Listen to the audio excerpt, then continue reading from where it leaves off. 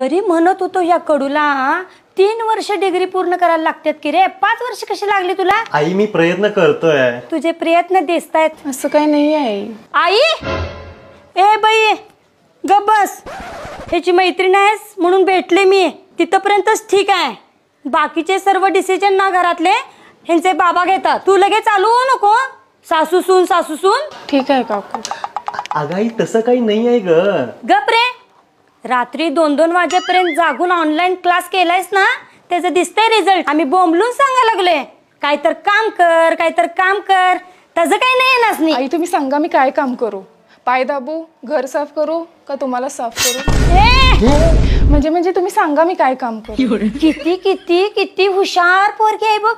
किती ढ पोरगी आहे ती. अगाई झालं काय कर? अरे अजून घरात पाऊल टाकली नाही तोपर्यंत मला साफ करेनच म्हणते की रे. अगं बाई तिला सरकारी जॉब आहे, महिन्याला 2 लाख पगार आहे तिला. हे बघ सिद्धी, आज ह्या कडूची ना सगळी जबाबदारी तुझ्यावर. किती छान गोड सून भेटली बाई मला. फारच आनंद झालाय बाई. छान सून भेटली मला.